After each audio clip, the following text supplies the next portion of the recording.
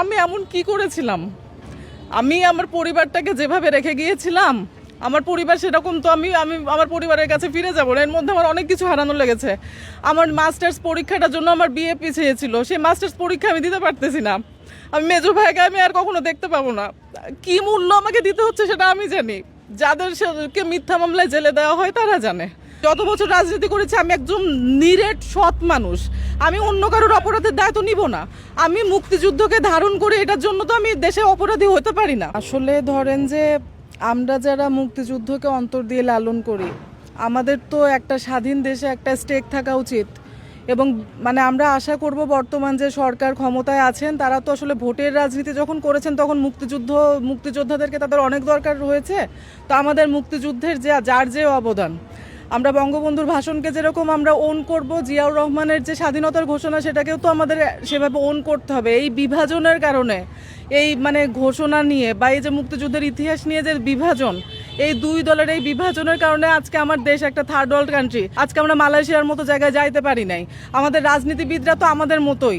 তো আমি আসলে সবার কাছে আহ্বান জানাবো যে এই নিজেদের বিভাজনগুলো যদি আমরা দূর করতে পারি, আমরা যদি আরেকটু সহিষ্ণু আচরণ করতে পারি। কারণ আমি আসলে মানে আমি এমন কি করেছিলাম? আমি আমার পরিবারটাকে যেভাবে রেখে গিয়েছিলাম, আমার পরিবার সেরকম তো আমি আমি আমার পরিবারের কাছে ফিরে যাবো না। এর মধ্যে আমার অনেক কিছু হারানো লেগেছে। আমার মাস্টার্স পরীক্ষাটার জন্য আমার বিয়ে পিছিয়ে ছিল, সেই মাস্টার্স পরীক্ষা আমি দিতে পারতেছি না। আমি মেজো ভাইকে আমি আর কখনো দেখতে পাবো না। কি মূল্য আমাকে দিতে হচ্ছে সেটা আমি জানি। যাদেরকে মিথ্যা মামলায় জেলে দেওয়া হয় তারা জানে। তো আমি আসলে আহ্বান করব যে সরকার আসলে সহিষ্ণু আচরণ করবে। স্বরাষ্ট্র মন্ত্রণালয় আরেকটু যারা মানে সবাইকে একই রকমভাবে ট্রিট না করে কার কি ভূমিকা ছিল বা কে কতটুকু অপরাধ করেছে সেইভাবেই তাদেরকে আসলে শাস্তি দেওয়া উচিত। মিথ্যা মামলা মানে অ্যাটলিস্ট পুলিশবাদী হয়ে মিথ্যা মামলায় কাউকে ভোগানো উচিত না। বাংলাদেশের নাগরিক হিসেবে এটা অত্যন্ত অভিশপ্ত একটা ব্যাপার আমার জন্য। এবং আমি এখনও দৃঢ়ভাবে বিশ্বাস করি আমি এমন কিছু করিনি যার জন্য আমার এতদিন বন্দি থাকা লাগলো। আমি আশা করব বাংলাদেশে আমার মতো আর কেউ এরকম জেলের বিনা দোষে এভাবে জেলে কষ্ট পাবে না, আমি এটাই আশা করব। এটি আসলে মানে এটিও আমি বলবো রাজনৈতিকই ব্যাপার। আমাদের ক্লিয়ারেন্সের নামে একটি হয়রানি করা হচ্ছে।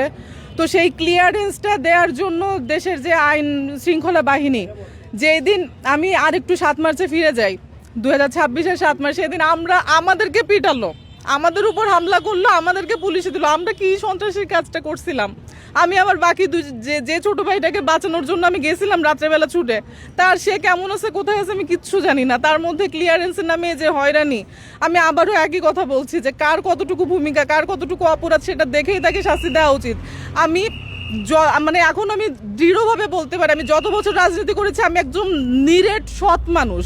আমি অন্য কারোর অপরাধের দায়িত্ব নিব না। আমি মুক্তিযুদ্ধকে ধারণ করে এটার জন্য তো আমি দেশে অপরাধী হতে পারি না। এবং আমি আশা করব ভবিষ্যৎ প্রজন্ম মুক্তিযুদ্ধকে ধারণ করার জন্য, লালন করার জন্য আমার মতো মূল্য আর কাউকে দিতে হবে না। এটাই আমার কামনা থাকবে। আসলে আমার মনে করা না করাতে কিছু যায় আসে না। যারা ক্ষমতার কেন্দ্রবিন্দুতে এখন অবস্থান করছেন এবং যারা আসলে এরকম চূড়ান্ত হয়রানিমূলক আচরণটি করেছেন, এটি তাদের উপর নির্ভর করে। কারণ আমি তো এখন ক্ষমতার বিপরীতে আছি। তো এই কারণে আসলে আমার মনে করা না করা খুবই গৌণ ইস্যু এখানে। আমি অত্যন্ত দুঃখের সাথে বলতে চাই, আমাকে তো পুলিশ প্রথমে গ্রেফতার দেখাতে চায় নাই। আমাকে তারা আমাদেরকে হেফাজতে রাখতে চেয়েছিল। তারা তো মবের মানে যখন থানাতে মব করলো বৈষম্য বিরোধী শিবির এবং শিবিরের আরো বিভিন্ন দোকান এবং জঙ্গিরা, তারা তো সেই মবের কারণে তো বাধ্য হলো গ্রেফতারটি দেখাতে। তো আমার মনে হয় যে সরকারের চেয়ে ক্ষমতা দেশের আর কারোর, বিশেষ করে যারা বিরোধী দলে আছে, তারা যদি সরকারের চেয়ে বেশি ক্ষমতাশালী হয়ে যায় বা ক্ষমতার চর্চা করতে থাকে, দেশের সার্বভৌমত্বের জন্য, নিরাপত্তার জন্য এটি একটি বড় হুমকি। এবং এই ব্যাপারটা আসলে স্বরাষ্ট্র মন্ত্রণালয়কে অনেক কঠোর হওয়া উচিত।